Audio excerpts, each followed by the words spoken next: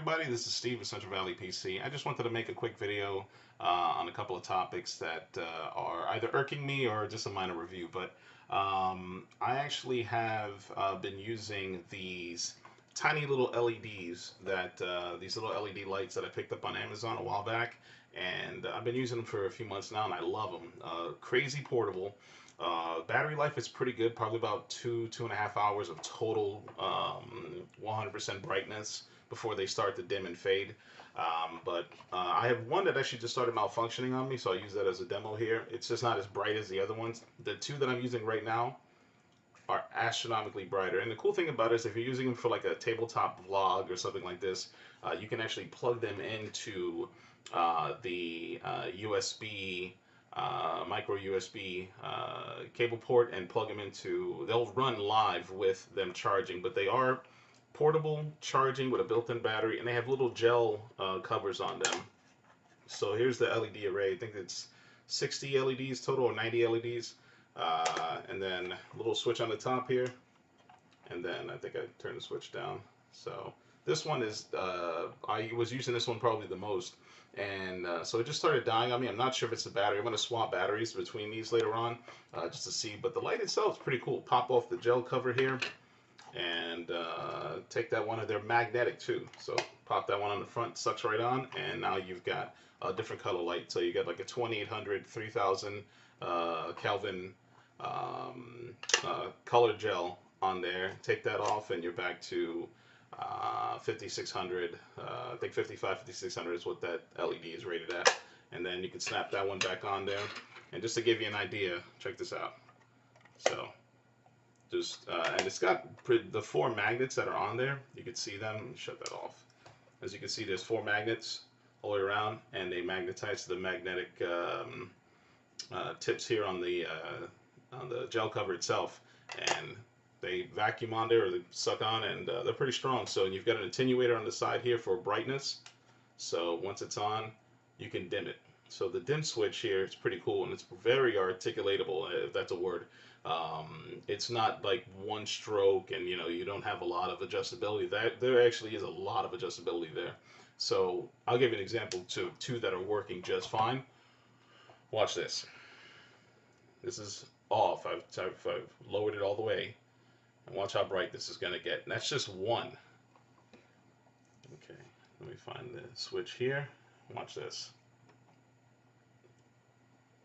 And that's two, just two of these things. And I don't know where the camera's at yet. There it is. That's how bright these can get. So I'm going to lower that.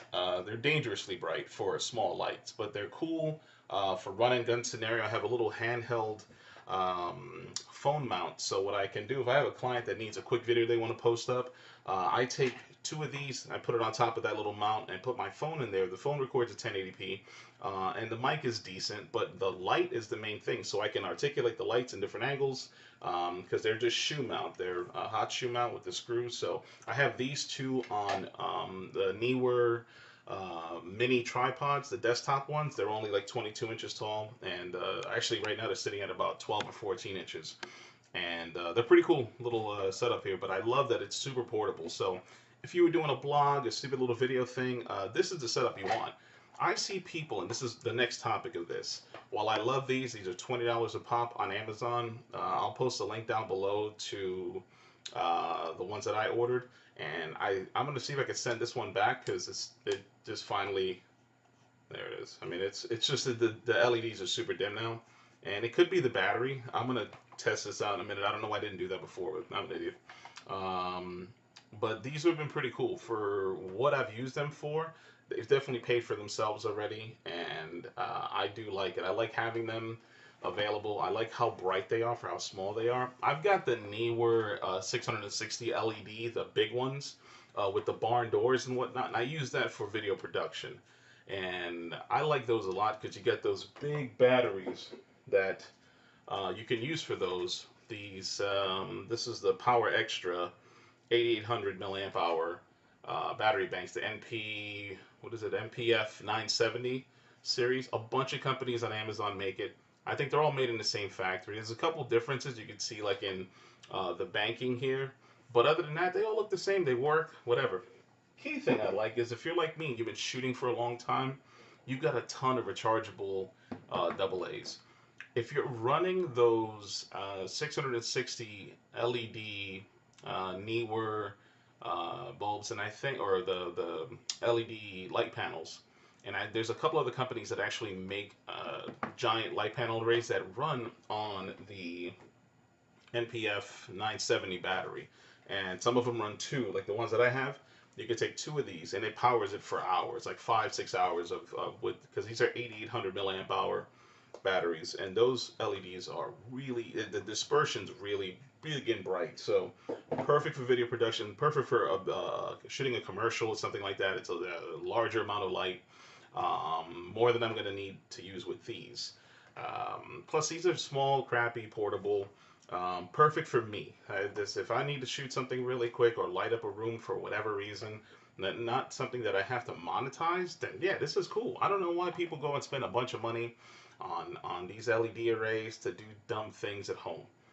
I get it that you want to, if you have the credit card balance to do that with, that's cool. But why spend the money on hundreds of dollars in LED panels and whatnot to do home vlogs for 20 subscribers? That's dumb. When you get to the point where you're making money on your YouTube page and you've got bank coming in and that makes sense, then yes, set up a huge light array. But for now, these. Four of these are 80 bucks. Four. And if one fails like this and I'm out 10, 20 bucks, hell, I think this was the one that I got at a discount, and probably because it was refurbished, and that's probably why it went to shit. Either way, fantastic deal. I got my money out of it. I'm not mad. If Amazon doesn't take it back, I'm not going to be sad. It's a cool little light system. They light up what I need. I didn't really have time to balance these out so that I had proper lighting, but at the same time, I don't care because I've made a lot of changes to the light rig setup that I'm using for videos here, and it's not finished. See, I'm going to use these, but I need to position them a little better so that I get better coverage on my face. Because as you can see, there's just light everywhere, so that's my bad. It has nothing to do with the lights. It's me. I just wanted to shoot this really quick. I set this up about 3 minutes ago because I'm making dinner, and I wanted to say a couple of things, and I haven't made a video in a while, so I figured why not. Now, back to the Neewer 660 LED panel light setup. So those are awesome, but the batteries, those MPV, those big batteries are pretty expensive. But if you have a lot of AA rechargeables laying around, you can get this. So what this is it's a 6 battery adapter. You can put 6 AA's in this one, and no one talks about this for some reason. There's not a lot of reviews on Amazon for it, but Neewer makes it, obviously. And let's see if I can get that. Yeah. And so it's a cool setup, but the crazy thing about it, it's 8 or 9 bucks for this, and I've got dozens of rechargeable batteries. This is your solution. If you want to get into the battery, or you want to get into the LED game with those big LED panels, save yourself the money. See if you're going to like it. See if it's something you really are going to use. A lot of people buy gear that they're never going to use. I have friends that own thousands upon thousands of dollars in gear that sits in a closet collecting dust so that one day when they have the optimal shoot, they can use it. It's never going to happen. Stop lying to yourselves. If you have a day job and this isn't your job, don't do that. Plain and simple. No one else is going to tell you that. I don't know why. They all buy the best, buy this. I see people spending thousands and thousands of dollars on this, and then I see their work, and I don't know why. I don't know what in their brain said, let me spend thousands of dollars on lighting and new lenses and all this camera to make mediocre shit. Get better at photography and videography before you dare start investing in giant light panels and all that. I've been shooting for 20 years, so on and off. And I know what I'm doing, except for today. I'll be honest, looking at this light setup right now, it's bothering me like hell. I wish I could re-record this, but I can't because I'm just going to post it because in the end, it doesn't matter. I've got a few subscribers and hopefully one day I'll have a bunch. But right now, I'm going to tell you, don't lie to yourself. Don't let anybody lie to you that they got this and that and improve their game. Get better at shooting by shooting. And I'm talking photography and video. Keep shooting and keep getting better until you get to the point where you're burning through bodies, um, camera bodies, and whatnot. Don't jump on this game. I see all these people selling all their Canon gear because Canon hasn't went 4K on camera bodies. So there's this big push now. Oh, well, they're not going 4K. I better go to Sony because Sony offers 4K for cheap. That's cool. But do you have the, and I wish it was, where is, oh wait, no, I'm sorry. Do you have the hard drive space to maintain recording in 4K? Because I'll put money on it, you don't. You haven't thought of that. No one's told you how big a 4K file is. Record an hour of 4K footage and then come back to me, comment below, and tell me how big that file is. I've done it, believe me. It's insane. The machine that I have right now, the computer that runs like my software, my editing software and whatnot, the main computer is a little older XPS Dell with 8 terabytes of space that I will blow through because of video recording. Okay, multiple hard drives. I've got 3 big hard drives in this. I've got externals, countless amount of memory cards, all this stuff because I'm actually working in the industry. I'm actually monetizing this. This is what I do. I don't have another day job. I'm not anything else. This is what I do. And because of that, I've had to scrape together to make sure because the grand mistake was that, oh man, 1080p. One day I'm going to have to go to 4K. And I do admit, one day I'll have to go to 4K. Not anytime soon. Maybe 2 or 3 years from now. Here's why. How many times have you watched a 4K video on your TV? Yeah, most movies are still 1080p. Most downloads, your Netflix and whatnot, unless you have a 4K TV with a 4K Netflix interface, you are not watching 4K video. That's it. If your bandwidth doesn't support a 4K download, because it's a fucking massive file, it's 4K, it's huge. Don't let everybody lie to you. Stop selling your gear, or keep selling your gear so I can pick it up dirt cheap. Every time I talk to somebody selling their equipment, it's the same thing. Oh, I'm going to Sony. I'm going to Sony. Might as well just go to Nikon. It's a Sony sensor in that Nikon with a better body. You ever shoot on an A7? I know people love it. I know they do. I got big hands. If I grab this cute little camera and this little toy, it's annoying. I hate it. I need a camera I can feel and grip, and because I'm an old school shooter, so I like that. If you're like me and you got used to shooting on camera bodies, not on toys, it's gonna be a hard transition. First off, second, don't get me wrong, Sony the A7 series and 2s and 3s, the video you get out of it is fantastic. The imagery is beautiful. The dynamic range is amazing. But you can get the same thing out of whatever gear you have right now, most likely. If you're graduating from Rebel T series to a Sony, then yeah, that's different. Okay, I shoot with a 7D Mark II and a 5D Mark II, and the colors that I get out of my 5D Mark II, bonkers. And that camera is 10 years old because photography isn't new. Photography has been around for nearly 200 years now. We've figured out color about 100 years ago. We've gotten that down. Converting that digitally has evolved a lot. But in the last 10 years, not much has changed, other than the jump from 1080p to 4K in video. But the image stills, if you're shooting stills, don't make the big jump yet. You can't justify it, and half you people are broke. The government shut down, people are poor, and for some damn reason, everybody's convinced, I need to jump on the bandwagon and get the latest and greatest thing. You're still not a good shooter on the gear you got. Until you are blowing minds, and I mean blowing minds, when a customer sees, and I mean customer, not a friend, a customer, someone who found you online and paid you to do something like a wedding, an engagement shoot, headshots, portraiture, family, babies, whatever the hell you monetize, when you start making money with your gear, then you could justify doing it. That's my opinion. I've switched from, I was shooting Pentax, I went to Nikon, I loved Nikon. Then some bug crawled up my ass and I said, I'm going to switch to Canon. And then I did that. And you know what? I regretted it for a long time. I'm starting not to regret it, but it's been about, I don't know, 7 years. I love Nikon. I loved it. I think the ergonomics were perfect. I love having 2 rollers. That just makes logical sense to me, you know? F-stop and ISO or whatever the hell you want to set it at. But a logical camera system to use, and I felt like I shot better on that and shot better on Canon or on Pentax. But as I transitioned and I got a little better, a little more fluid with it, and figured out the adjustability and controls and all that, I got better at shooting with Canon. I was perfectly good where I was at, but for some dumb reason, I jumped gear, and it took me a long time. The learning curve for Canon is huge. It's like PC and Apple. It's the same mindset. I'm a PC guy. I jump on Apple and none of the terminology makes sense. And I fix those machines. And I still have to need like a thesaurus to do it. I'm like, this, none of this makes sense. These aren't words that technicians use or humans. This is Apple shit. And the same thing with Canon. So once I adjusted to that mentality, I got better. And I got better with Canon. I was already good on Nikon and Pentax. I felt I was a confident photographer, and I gave a good product to my customer.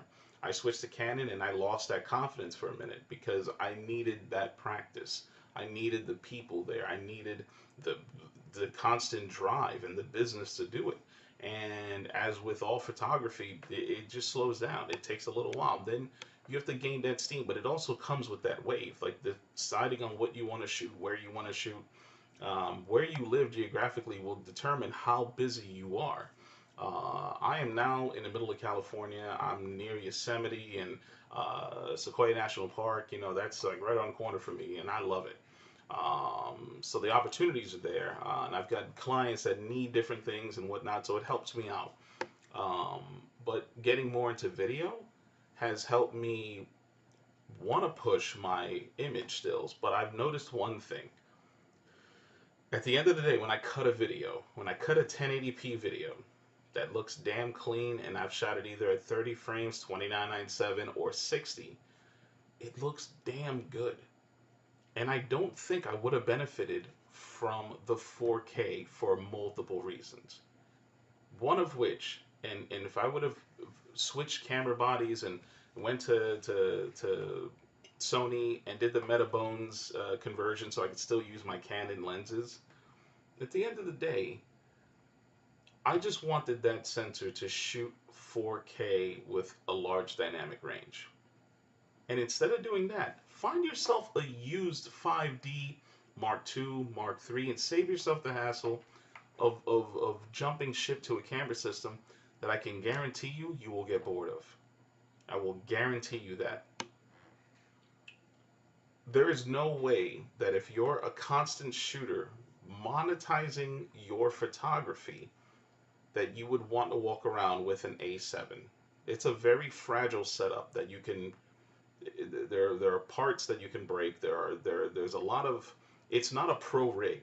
It's not a camera in the sense of shooting professionally. It makes imagery fucking epic. It does. It makes beautiful things.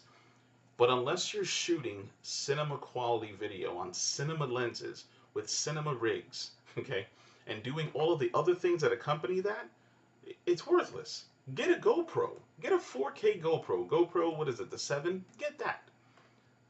But don't switch and blow all of this money and have your wife or your bank account get drained because you have to have the latest and greatest. Don't make that mistake, and don't let a bunch of people lie to you online. Oh, it's the greatest thing I ever did. I see that, and then I also see the counter of that is a lot of us are like, why? It's not making me a better photographer at all. Not in the least. I've used the A7. It's fantastic. I think the whole, but does it make me want to change again? No, it doesn't. I'm sick of change. I want to get to the point where my camera bodies explode from me using them too much. Because that's how busy you would have to be to justify switching your gear all the time. Now, if you have money pouring out of your ass, then go for it. Buy all the gear in the world and have all these racks. There's a couple guys on YouTube that have like racks of gear, camera lenses, the thousands and 100 grand in lenses and camera bodies. And they must be one of two things: Colombian drug lords or cartels, or so busy that they spent $100,000 on all of these lenses and they actually use them. Because that's art director status. That's direct. That's Steven Spielberg shit. None of us are doing that. So don't lie to yourself that you need to keep buying and buying and buying. Get good first. Get so good that you can justify it. Get so good that the business is there to justify you buying it. But don't be cash poor because you need to have the latest and greatest. That is a damn myth. It is sold to you through ads and all the crazy cool shit. And don't get me wrong, I fell for it a billion times. But now that I'm old and cranky, I've noticed that I'm going back 10, 15 years of images. I gotta admit, I kind of miss the old shit that I shot. I just did. I don't think I would have been any better. Had I waited to shoot that same thing with the gear that I have right now, I don't think. I shot stuff on a Pentax K20D that I absolutely love. And I lost a lot of the images that I truly loved. But the ones that I have found, I love them. I absolutely love them. I think they look clean, they look crisp. I think I did a decent job on it, especially like the nature and wildlife stuff. I I can't in my brain anymore justify switching gear to create images if I'm not going to be a better shooter. And that's what I'm trying to relay. Don't do these things unless you can guarantee that you are going to be a better shooter because of it.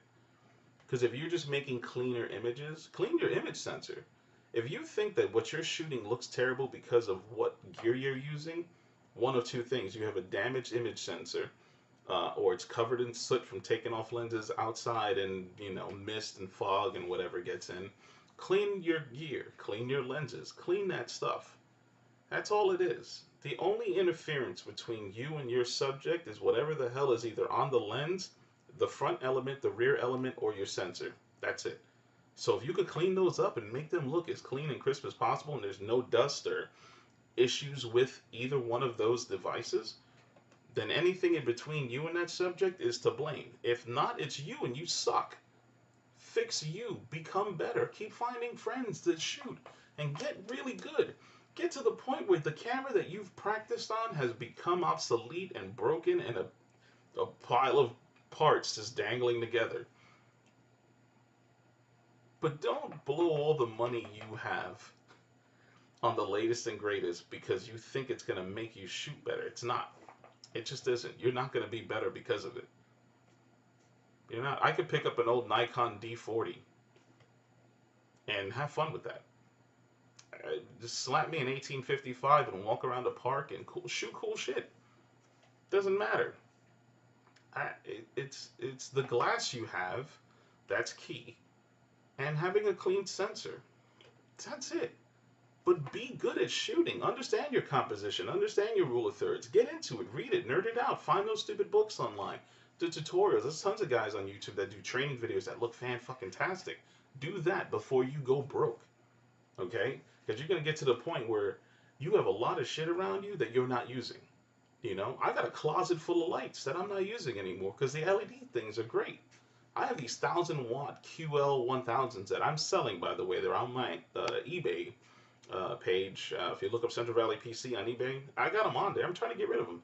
If you need the sun in your house, then get those fucking lights. I don't need them anymore. I bought those years ago. I used them twice.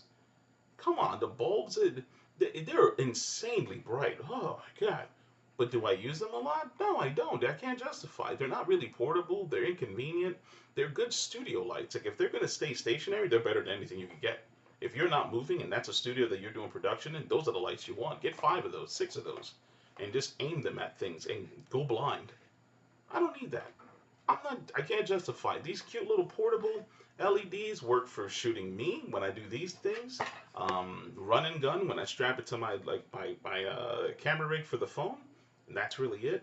And then my big bulky LED panels that are still skinny and light that I could carry with me. That's it. Shoot 1080p. Get good at shooting 1080p.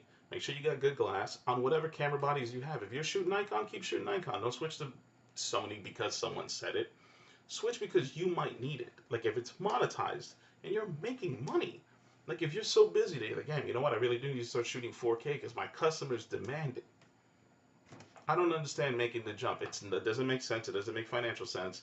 It's a myth, and you will always either break even or be in the negative. You will never profiteer in your business if you continue to spend money on stuff every time you get a little cash for it. Every time you get a little cash, you shoot a wedding and you get $1,500 and you blow that $1,500 on the next best thing, stop it. Get good. Destroy the gear that you have. Get to the point where you will show up at a wedding and you're like, man, I don't know if these two things are going to work.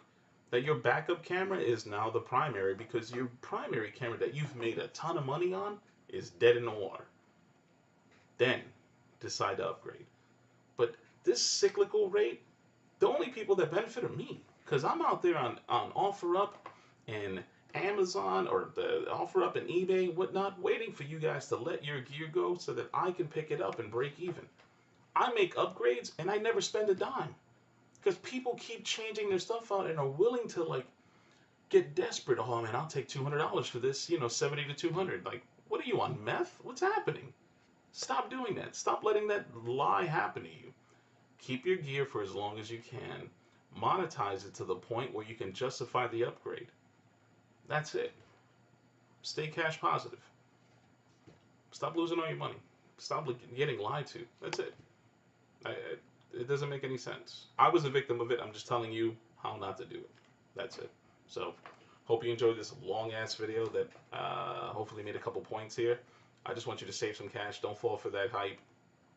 Jumping on the Sony bandwagon, I get it. It's cool stuff, but stop.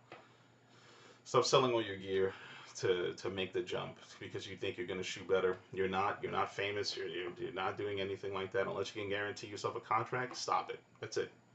Unless you can guarantee that you're going to have 1 million YouTube followers and you're going to make a bunch of money, stop it. Get good on your 70D. You ever seen video on the 70D? Looks pretty damn good. You know how many movies were shot in a 5D Mark II? Movies, like Hollywood movies, on a 5D Mark II that look fantastic. That if you saw the movie, you'd be like, that shit looks great. That you wouldn't know it was a 5D Mark II. You would just think it was a camera. Like a big Panavision camera with a whole crew of guys holding it, 600-pound rig. No, a shitty little DSLR with good glass on it and a clean sensor and a guy who knows what he's doing. That's it. Not rocket science. Get good at shooting before you make those leaps. That's it. So, anyways, God bless. And please comment below on what you want to see next. I have some new videos I want to come out with, new ideas and new topics of conversation that I think are going to be really important here in the next month or two. So let me know what you think. And if you have any questions about gear that you're interested in, say you saw something on Amazon or eBay or whatnot and you have a question, I probably bought it. I have tons of Amazon lighting, batteries, you name it. So chargers, I'm going to do a review on the chargers that I use for my AA battery setups for my flashes. I'll let you guys know what works and what doesn't. So take care. Hope to hear from you soon.